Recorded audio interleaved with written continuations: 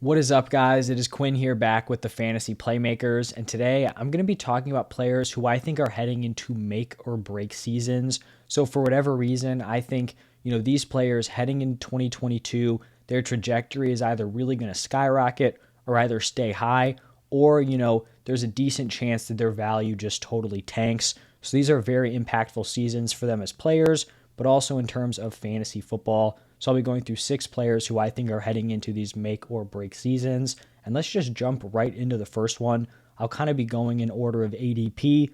So starting it off here, we have Christian McCaffrey. And this is a make or break season for one reason. And I think you guys probably know what it is. It is his health.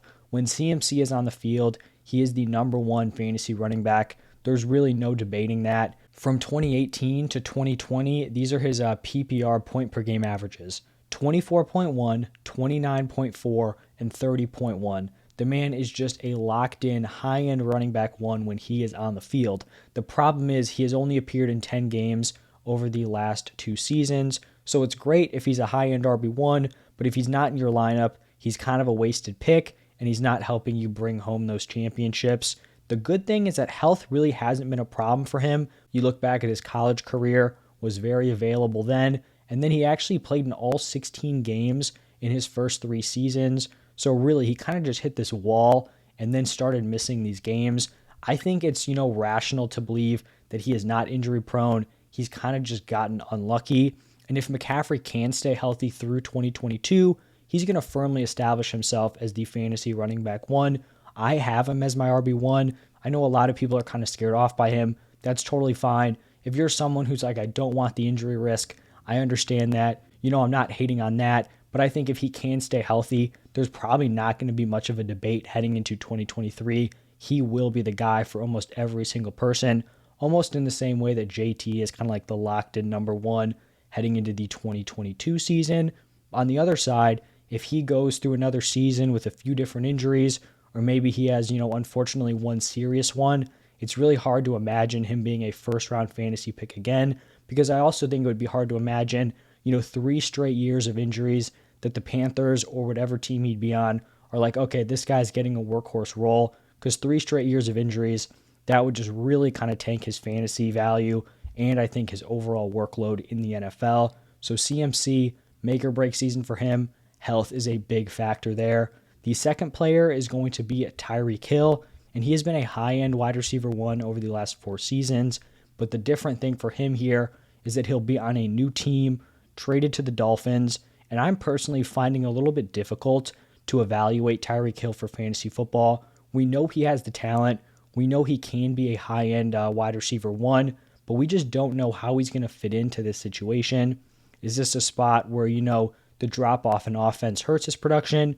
Is he good enough to overcome that? So heading into 2022, I think if Tyreek Hill balls out, puts up like a top 10 fantasy wide receiver season, then I think he'll likely be locked in as a fantasy wide receiver one, probably for at least a few more years.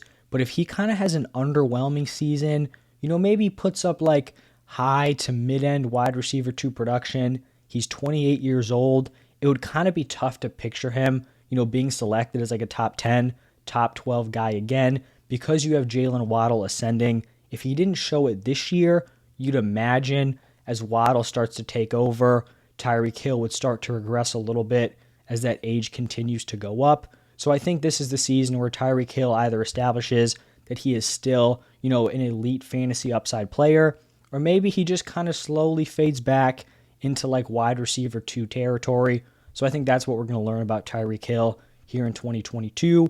We're going to shift back to the running back position for this next player, and it is going to be Saquon Barkley. And he is on here for a very similar reason to Christian McCaffrey. Saquon Barkley came into the league and as a rookie running back averaged 24.1 points per game. That is insane. Just keep in mind, Jonathan Taylor was the RB1 last year.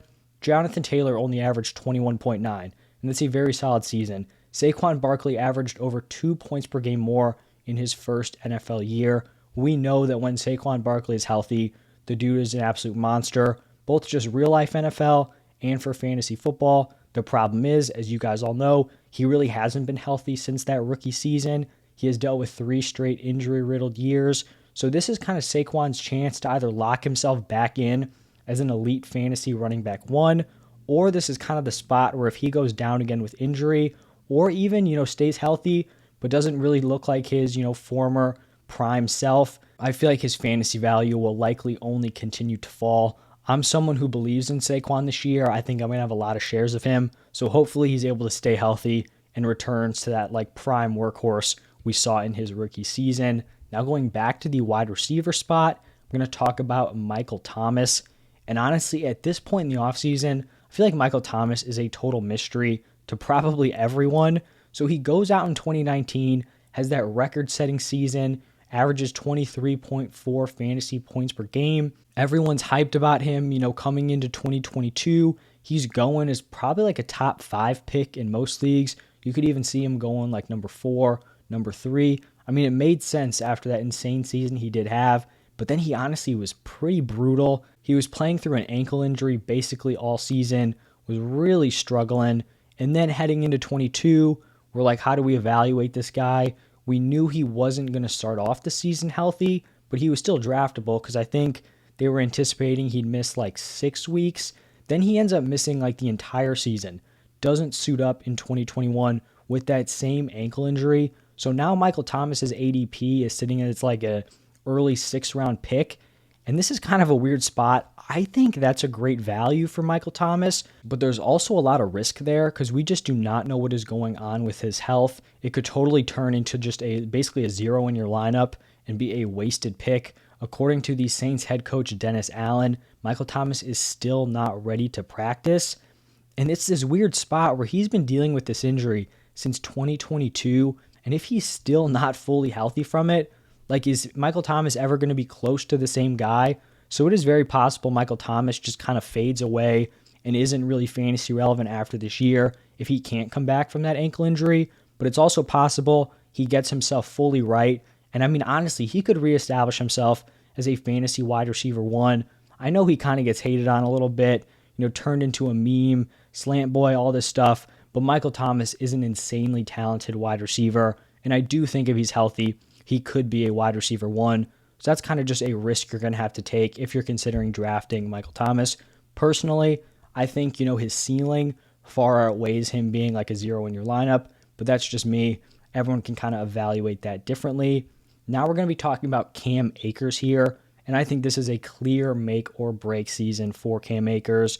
Prior to tearing his Achilles before the 2021 season, Akers was a borderline first round fantasy pick. Everyone loved him. We thought he was going to have this massive workload. People were really hyped to see him break out as the workhorse. He ended up, returning late in the season. Honestly, just did not play well. It was impressive that he returned so quickly, but he was just wildly inefficient. So we can't take a ton away from that. I feel like there are just 2 clear outcomes after the season or kind of during the season. The first one, he comes back. He's not the same, kind of operates in this Rams running back committee. And then he just kind of turns into one of these guys, never going to be an elite option, not a great fantasy pick at his current ADP. The other option is he manages to come back, returns to his previous form prior to that Achilles tear, and is able to operate as the Rams workhorse. In that case, he'd be a total value, going early 4th round right here. So I definitely think this is a big year for the future of Cam Akers. And then the 6th and final player we're going to be talking about, staying at the running back position. This is where I have Clyde Edwards-Helaire, and I think it could be argued that his make-or-break season already happened in 2021 after a rough rookie season. Personally, I'm willing to give him one more shot. He's once again going to have a pretty empty backfield to compete with. He's going to be competing with Ronald Jones. And if you're arguing that Ronald Jones is competition, you clearly do not believe in CEH. If he cannot beat out Ronald Jones for touches, then he's just done as a fantasy asset in general. He'll have another opportunity to prove himself this year.